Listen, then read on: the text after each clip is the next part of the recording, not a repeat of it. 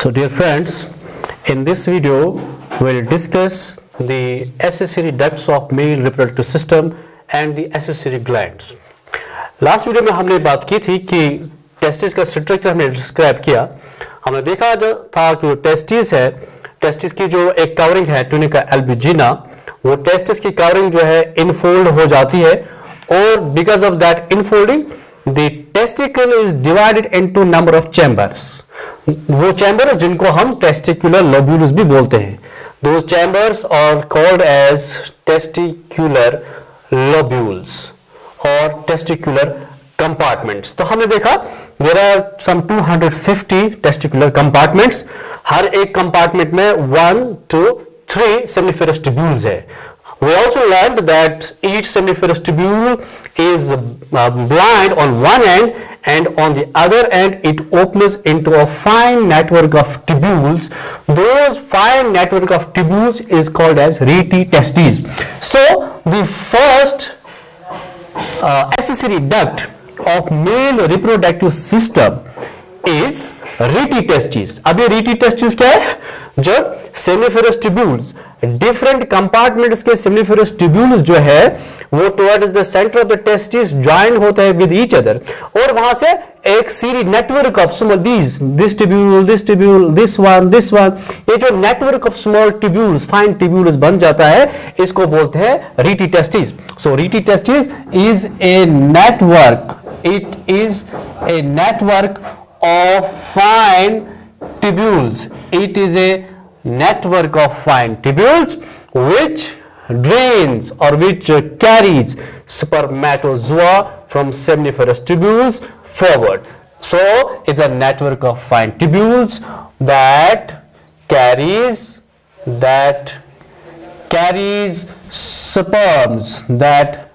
sperms from seminiferous tubules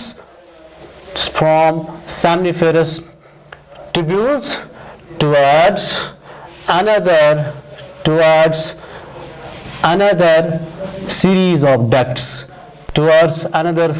of ducts, So okay, rete testis तो हमको समझ आया।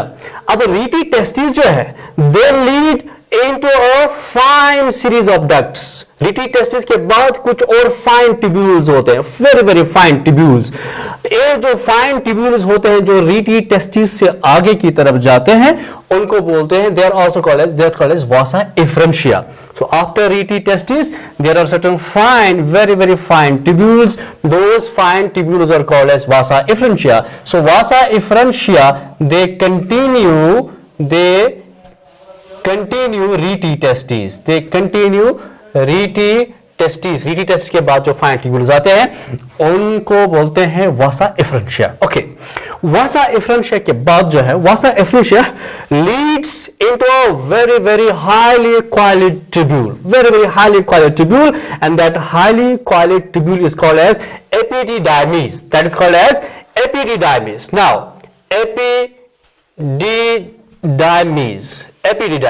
epididymis is basically a highly coiled tubule. It is a highly coiled tubule, and ये जो epididymis होता है it is present on the posterior side of the testicle. For example, अगर मैं मान के चलता हूँ ये टेस्टिकल है तो आपको टेस्टिस जो है दिखाई दे रहा है, this is the anterior side of testis. इसका जो बैक साइड है this called posterior side of the testis. ये एपिडिडाइमिस जो है it is present on the posterior side of the testis. तो जब आप front side anterior end of testis का देख रहे हैं you can not see the epididymis. इसको विजिबल करने के लिए हम क्या करते हैं, हम इस एपिडिडाइमिस को थोड़ा ऊपर बनाते हैं, अदरवाइज इस तरह नहीं है, it's on the back side of the testicle. Fine, epididymis क्या है? A highly coiled tubule. It is some 6 meters long tubule. It is some 6 meters long tubule and a very important accessory duct of male reproductive system. This is I have drawn this structure. This is the epididymis. Epididymis जो है it has 3 parts. ये 3 parts हैं। ऊपर वाला part जो है it's called head or caput epididymis. The upper portion of the epididymis is called as head or caput epididymis, and जो middle वाला part है is called as corpus or body or corpus of epididymis, और जो end वाला part है, जो lower part है, जो narrower part है, that is called as tail or cauda epididymis. Okay, so epididymis जो है इसका काम क्या है? What is the function of epididymis? It stores spermatozoa. It stores spermatozoa for some 18 to 24 hours. जब spermatozoa बन जाते हैं, after their formation, they are stored in epididymis for 18 to 24 hours. Why? क्यों रहते हैं वहां पर? Because spermatozoa जो है, sperms attain physiological maturity.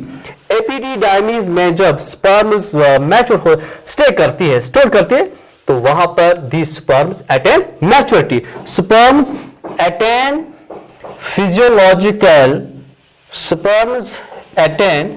Physiological maturity. They attain physiological maturity in epididymis. So this is epididymis. Fine. After epididymis कुछ और भी डक्ट्स होते हैं, विल डिस्कस लेटर. यहां पर एक और इंपॉर्टेंट बात याद रखनी है एपिडिडाइमिस के बारे में. ये जो एपिडिडाइमिस होता है, this is present with the scrotum. ये टेस्टिकल है, ये रीटी टेस्टिस है, ये वासा एफरेंस है और ये एपिडिडाइमिस है. ये सारा कुछ जो है ना, it is present with in the scrotum. It is present with the scrotum. यहां पर a question can be asked. There can be a question. इस पे एक क्वेश्चन फ्रेम हो सकता है कि which of the following lies within the scrotum. वहां पर फिर सीरीज में होगा. एक सीरीज में हो सकता है vasa efferentia, rete testis, epididymis. दूसरे में हो सकता है vasa efferentia, vasa deferens, rete testis. So there can be different kinds of questions framed on this very point. You must remember that rete testis, Vasa efferentia and epididymis, all of them lie within the scrotum. Fine. उसके बाद जो और ducts है और जो glands हैं, उनको हम इस डायग्राम की हेल्प से अंडरस्टैंड कर सकते हैं. नाउ यहां पर हमने जो है दो स्क्रोटल सैक्स, एक यहां बनाया है, लेकिन हमको याद रखना है कि स्क्रोटल सैक्स अलग अलग नहीं होते हैं. This just for the purpose of understanding the position of different kinds of ducts and glands, कि हमने इनको अलग अलग किया है. अदरवाइज हम जानते हैं कि जो दो स्क्रोटल सैक्स होते हैं वो ज्वाइंट होते हैं, उनमें उनके बीच में एक सेप्टम होता है खाली. तो यहां पर हमने अलग अलग किया. नाउ फॉर एग्जांपल यहां से लेते हैं, ये स्क्रोटल सैक है. स्क्रोटल सैक के अंदर टेस्टिकल है. यहां पर हम इंटरनल एनाटॉमी ऑफ टेस्टिस नहीं डिस्क्राइब करेंगे, पहले कर चुके हैं हम. तो हमने अभी डिस्कस किया कि टेस्टिकल के पोस्टीरियर साइड से एक फाइन एक network of tubules, highly quality tubule rise होता है, जिसको हम बोलते हैं एपिडिडाइमिस. एपिडिडाइमिस जो है on the posterior side, epididymis का जो टेल है, it continues into a long duct, and that long duct is called as vasa deferens. That's called as vasa deferens. So vasa deferens क्या है? Vasa deferens is a duct that continues from the epididymis. ये vasa deferens जो है, जब ये scrotum से निकलता है, it goes to the abdominal cavity. You know, testicle जो है स्क्रोटम में, स्क्रोटम एक्स्ट्रा एब्डोमिनल है, और टेस्टिकल से एपिडिडाइमिस से वासा डेफरेंस निकलता है. ओके, और वासा डेफरेंस जो है it migrates to the abdominal cavity. कैसे? This vasa deferens communicates with the abdominal cavity. It reaches the abdominal cavity through inguinal canal, जो हम ऑलरेडी डिस्कस कर चुके हैं कि इंग्विनल कैनाल जो है, ये वो कैनाल है जिसके थ्रू टेस्टिस डिसेंड होते हैं from the abdomen into the scrotal sacs during the 7th month of gestation. और यहां पर ये जो वासा डेफरेंस है, ये फिर से एब्डोमेन में चला जाता है from the scrotum, from the testicle through this inguinal canal. और जब ये vasa deferens at the level of urinary bladder, this is urinary bladder, okay, this is urinary bladder. जब वासा डिफरेंस यूरिनरी ब्लेडर के level पे पहुंच जाता है, when it reaches the level of urinary bladder, it forms a loop, it takes a turn, it loops, okay, at the vasa deferens at the level of urinary bladder makes a loop, it makes a loop or it makes a turn, it makes a loop or it makes a turn. Turn हो जाता है और turn होने के बाद after travelling some distance it dilates, ये थोड़ा चौड़ा हो जाता है और ये जो डायलेटेड पार्ट है that is called as ampulla, that is called as ampulla. So ampulla क्या है?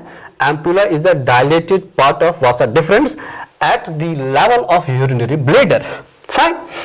At this level, at ampullary level, यहाँ ampulla के level पे एक gland open होता है into this ampulla of vasa deferens.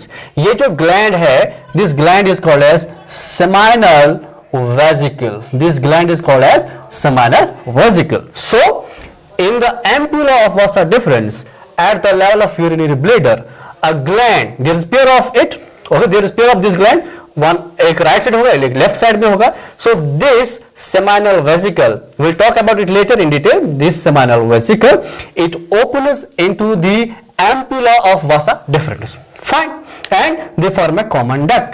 Now vasa deferens खुद में एक duct है and जो seminal vesicle है, it open is the gland, it opens into the ampulla and they form a common duct.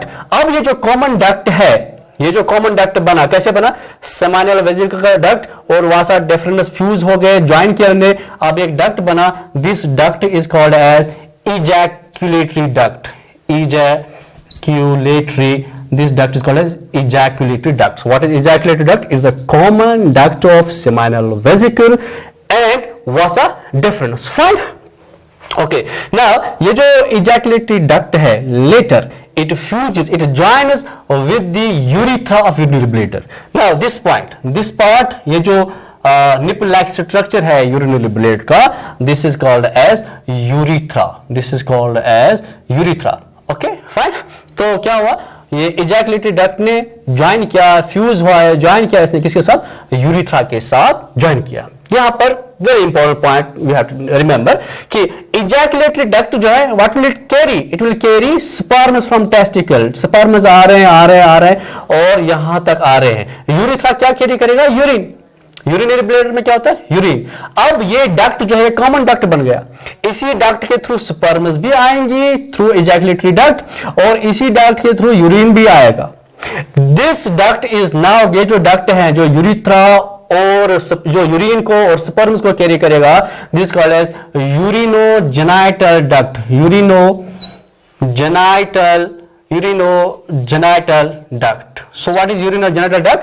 Urinogenital duct is a common passage. Urinogenital duct. Fine, I shall write here. Urinogenital duct is a common passage. It's a common passage for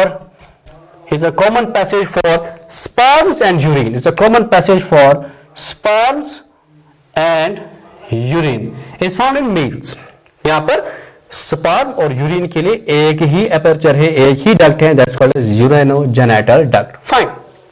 okay, now यहाँ पर ये जो fusion होता है इस जगह पर जहां पर यूरिथ्रा और वासा इजैकुलेटरी डक्ट ज्वाइन होते हैं, यहां पर एक doughnut shaped gland, very large, यहाँ मैं इसको सॉलिड बनाऊंगा ताकि आप अंडरस्टैंड कर पाएंगे. वो इजैकुलेटरी डक्ट हमने समझ लिया उसको. यहां पर एक लार्ज ग्लैंड प्रेजेंट होता है. Here is a large gland is present around this base of the urinogenital duct. Urethra और जहां पर वासा डेफरेंस दोनों साइड्स के ज्वाइन हुए, इसके अराउंड, ये इसके ऊपर होता है. यानी अगर आप डिसेक्शन कर लेंगे ह्यूमन बीइंग की तो आपको जो है इजैकुलेटरी डक्ट और यूरिथ्रा का फ्यूजन नहीं दिखेगा. पहले आपको हटाना पड़ेगा. किसको हटाना पड़ेगा? इस ग्लैंड को. This large gland which is doughnut shaped gland, this is called as prostate gland. This is called as prostate gland. बहुत ही कॉमन ग्लैंड है प्रोस्टेट ग्लैंड. मेल्स में after the age of 40 to 45 to 50 ये prostate gland जो है थोड़ा इसकी hypertrophy हो जाती है, साइज में बड़ा बन जाता है, हाइपरप्लासिया होता है और वो बहुत कॉमन प्रॉब्लम है, मेडिकल प्रॉब्लम है वो. तो ये प्रोस्टेट ग्लैंड है, ये इसकी इंपॉर्टेंस भी हम डिस्कस करेंगे. फाइन. उसके बाद ये जो यूरिनोजेनिटल डक्ट है, ठीक है ना, it passes through a muscular structure. ये किसके थ्रू पास होता है? It passes through a muscular structure. और वो जो मस्कुलर स्ट्रक्चर है, this muscular structure, it is male copulatory organ. Male copulatory organ, male copulatory organ, जिसको कॉमन पार्लेंस में, कॉमन वर्ड्स में क्या कहते हैं, पेनिस बोलते हैं। This common called as penis. ये पेनिस जो है ये एंड पे स्वेल हो जाता है, इसका एंड स्वेल हो जाता है, हेड लाइक स्ट्रक्चर बन जाता है। ये जो स्वोलन स्ट्रक्चर है this called as glans penis. This swollen structure is called as glans penis. So urinogenital tract एक मस्कुलर स्ट्रक्चर के थ्रू पास होता है। इस मस्कुलर स्ट्रक्चर को बोलते हैं मेल कॉपुलेटरी ऑर्गन या पेनिस बोलते हैं। पेनिस का जो एंटीरियर मोस्ट एंड है वो स्वोलन है, उसको इस स्वोलन एंड को बोलते हैं ग्लांस पेनिस। और इस ग्लांस पेनिस का जो एंड है वहां पर लूज स्किन होती है, लूज स्किन। इस लूज स्किन को जो है I shall label it here, okay, इसको बोलते हैं, this is called as prepuce. This loose skin is called as prepuce or it is called as foreskin, or it is called as foreskin. Muslims and Jews जो है वो इस foreskin को remove करते हैं, जिसको हम circumcision बोलते हैं। और आज की डेट में पता चला है कि मुस्लिम्स और जीव्स, पर्टिकुलरली मुस्लिम्स, ये फोरस्किन को रिमूव करते हैं, सर्कमसिजन करते हैं। इनमें जो सेक्सुअली ट्रांसमिटेड डिजीज है वो बहुत कम है।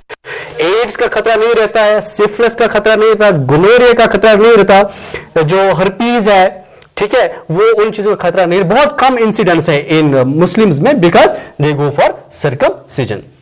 आज मेडिकल प्रैक्टिशनर्स इस चीज को रिकमेंड करते हैं। फाइन, तो अब हमको पता चला कि मेल रिप्रोडक्टिव जो सिस्टम है उसमें क्या क्या टेस्टिकल्स है, स्क्रोटम है, वासा रेडिटेस्टिस है, वासा एफरेंस है, एपिडाइडाइमिस है, और फिर वासा डिफरेंस है। किस तरह से वासा डिफरेंस आगे जाके एब्डोमिन में चला जाता है, फिर लूप होता है eight the level of urinary bladder, फिर यूरिनरी ब्लैडर के लेवल पे ही एम्पुला बन जाता है, एम्पुला के साथ सेमिनल वेस्क मिक्स हो जाते हैं और ये सारा स्ट्रक्चर बन जाता है। This one more thing, eight the base of penis, ये जो पेनिस होता है इसके बेस पे दो छोटे छोटे ग्लैंड्स होते हैं। There is a pair of glands, okay, there is a pair of glands. This pair of glands which is present at the base of the penis, this pair of glands I shall label it here, this is called as Cowper's gland. This is called as Cowper's gland, or it is also called as bulbourethral gland. Fine, now we will come to the glands, accessory glands. accessory glands, तो पिछले video lecture से आप सुनते आ रहे हैं different names of different glands. Male reproductive system में जो glands हैं, there are 3 glands. Number 1 is seminal vesicles. Seminal vesicles, okay? Seminal vesicles है। ये seminal vesicles जो है, okay, small gland होता है, कोई बड़ा gland नहीं होता है। ये कैसे glands होते हैं? These are saccular. These are saccular, sac-like structures. ये देख रहे हैं, sac-like structures है, and muscular glands. These are saccular and muscular glands. ये seminal glands जो है वो secrete करते हैं, एक secretion secrete करते हैं, एक fluid secrete करते हैं, ओके? वो fluid जो है, वो secretion जो है, that secretion is rich in fructose. उस secretion में क्या होता है? fructose और prostaglandins and prostaglandins, दो इंपॉर्टेंट चीजें हैं। ये जो seminal vesicle जो है, इससे जो सिक्रेशन निकलता है उसमें दो चीजें होती है, फ्रैक्टोस होता है, प्रोस्टाग्लैंडिन होता है। फ्रैक्टोस हम जानते हैं ये ह्यूमंस की बॉडी में सिर्फ मेल्स या फीमेल्स दोनों में, फीमेल्स में तो नहीं होता है, मेल्स की बॉडी में सिर्फ और सिर्फ ये सेमेन में पाया जाता है। बाकी बॉडी के किसी पार्ट में आप फ्रैक्टोस को नहीं जो है पा सकते हैं। You can not find fructose anywhere in the body. इसकी इंपॉर्टेंस है फॉरेंसिक साइंसेज में। Now this is used in forensic probes, forensic probes. So अगर रेप का केस आए, ठीक है, और हमको कंफर्म करना होगा कि रेप हुआ या नहीं हुआ, तो फीमेल जेनिटल ट्रैक्ट में हम किसकी तलाश करेंगे? फ्रैक्टोस की। अगर फ्रैक्टोस फीमेल जेनिटल में, फीमेल जेनिटल ट्रैक्ट में पाया गया, इट मींस कि इस फीमेल का रेप हुआ है, क्योंकि वो फ्रैक्टोस कहां से आएगा? अलोंग विद द स्पर्म आएगा। सेकंड जो है प्रोस्टाग्लैंडिन है। प्रोस्टाग्लैंडिन फैटी एसिड मॉलिक्यूल है, ओके? इसका काम क्या होता है? It causes contraction of female urinary genital tract. इसके दो काम है। नंबर वन, ये फीमेल जेनिटल ट्रैक्ट का कंट्रैक्शन कराता है। कंट्रैक्शन, जब फीमेल जेनिटल ट्रैक्ट कंट्रैक्ट होगा तो फीमेल जेनिटल ट्रैक्ट कंट्रैक्शन की वजह से क्या होगा, जो उसमें स्पर्म चला जाएगा वो स्पर्म मूव करेगा फॉरवर्ड, ठीक है। For the movement of sperms within the female genital tract prostaglandins are important. So these cause contraction, these cause contraction of female genital, okay, tract। एक तो ये है। दूसरा, they are also responsible for the activation of the sperm, for the activation of sperm। दूसरा इसका काम है, they are important for the activation of sperm। Fine. इसके बाद हमारे पास जो है दूसरा ग्लैंड है, दूसरा ग्लैंड है प्रोस्टेट ग्लैंड। प्रोस्टेट ग्लैंड, ये हम पहले ही बता चुके हैं कि प्रोस्टेट ग्लैंड जो है it is downward shaped, okay, it is downward shaped gland. और कहां पर होता है, it is present around this urethra at the level where the ejaculatory duct and urethra जो है वहीं पर प्रेजेंट होता है। ये प्रोस्टेट ग्लैंड जो है ये भी सिक्रीशन रिलीज करता है, ओके। इसकी जो सिक्रीशन है, प्रोस्टेट ग्लैंड की सिक्रीशन, उसमें साइट्रिक एसिड होता है, साइट्रिक एसिड होता है, लिपिड्स होते हैं, ओके, साइट्रिक एसिड और लिपिड्स होते हैं, और एक इंपॉर्टेंट चीज में बाइकार्बोनेट्स होते हैं, बाइकार्बोनेट्स। ये बाइकार्बोनेट्स बहुत इंपॉर्टेंट है। सेमेन का जो कलर, सेमेन का कलर जो है व्हाइट होता है, क्रीमी व्हाइट होता है। वो क्रीमी व्हाइट किसकी हेल्प से होता है, because of the secretion of bicarbonates from the prostate gland. Prostate gland से बाइकार्बोनेट्स आते हैं, वैसे से सेमेन का कलर व्हाइट होता है। दूसरी बात, बाइकार्बोनेट्स एल्कलाइन है, ये स्पर्म को एल्कलाइन मीडियम फराहम करता है। स्पर्म जो है नर्स होता है, नर्चर होता है, ठीक है ना, स्टेबल रहता है, किसमें रहता है, और एक्टिवेट भी होता है किसमें, बेसिक मीडियम में। तो वो बेसिक मीडियम कौन प्रोवाइड करता है, बाइकार्बोनेट और प्रोस्टेट ग्लैंड। साइट्रिक एसिड और लिपिड्स ये नरिशमेंट प्रोवाइड करते हैं सेमेन को। फाइन। अब हमारे पास तीन सिक्रीशंस आ गई। हमारे पास स्पर्म है, हमारे पास प्रोस्टेट सिक्रीशन है, प्लस हमारे पास सेमाइनल वेसिकल की सिक्रीशन है। ये तीनों मिला के बनाते हैं सेमेन। ये तीनों मिला के बनाते हैं सेमेन। सेमेन में स्पर्म होता है 10% एंड बाकी जो रहता है 10% इज स्पर्म। सेमेन में 10% स्पर्म है और 90% होता है प्रोस्टेट ग्लैंड और सेमाइनल वेसिकल की सिक्रीशन। ये जो prostate gland, okay, prostate gland की सिक्रीशन है प्लस सेमाइनल वेसिकल की सिक्रीशन है, इनको हम बोलते हैं सेमाइनल प्लाज्मा। सेमाइनल प्लाज्मा, ठीक है। सो स्पर्म माइनस सेमेन, सेमेन से आप स्पर्म को माइनस कीजिए, वहां क्या रहेगा, सेमाइनल प्लाज्मा। सेमाइनल प्लाज्मा जो है, I will hear, seminal plasma जो है इसमें 60% सिक्रीशन जो है वो सेमाइनल वेसिकल से आती है, सेमाइनल वेसिकल से, और 25 to 30% सिक्रीशन जो है वो आती है प्रोस्टेट ग्लैंड से, ओके। देन वो है थर्ड ग्लैंड। तो हमने दो ग्लैंड्स को डिस्क्राइब किया, हमने सेमाइनल वेसिकल और प्रोस्टेट ग्लैंड को डिस्क्राइब किया। थर्ड हमारे पास ग्लैंड है, थर्ड ग्लैंड उसको बोलते हैं, that is called as bulbo urethral gland, bulbo urethral gland और Cowper's gland, bulbo urethral gland और काउपर्स ग्लैंड। ये छोटे gland, these are a pair of small glands at the base of penis. और इनका काम क्या है, इनका काम है, ये म्यूकस ग्लैंड्स होते हैं, mucus glands, they secrete mucus, they secrete mucus, और इनका काम होता है लुब्रिकेशन। ये पेनिस को लुब्रिकेट करते हैं ड्यूरिंग कॉपुलेशन। जब कॉपुलेशन होता है, क्वाइटस होता है बिटवीन मेल एंड फीमेल, तब पेनिस को लुब्रिकेट करने के लिए जो है यही बल्बो यूरिथ्रल ग्लैंड या काउपर्स ग्लैंड अपने सिक्रीशन देते हैं। सो बल्बो यूरिथ्रल ग्लैंड्स या काउपर्स ग्लैंड्स जो है, इनका क्या फंक्शन है, they secrete mucus and they lubricate the male copulatory organ, that is penis, during copulation. Now let us see the internal structure of male genital organ or male copulatory organ, that is penis. ये penis जो है, it is made up of specialized kind of muscular tissue, okay. Let's हम इसका एक section लेंगे, okay, and I will draw the section here. Fine. So this is the transverse section of penis. Penis जो है internally it is made up of two kinds of muscles. It's made up of two kinds of muscles. Okay दो muscles जो ऊपर की तरफ है, दो muscles जो है वो डोर्सल और लेटरल साइड जो है पेनिस के उनको कवर करता है. ये दो टाइप्स, ये दो मसल्स जो है, these are two bands of muscles. These are two elongated bands of muscles.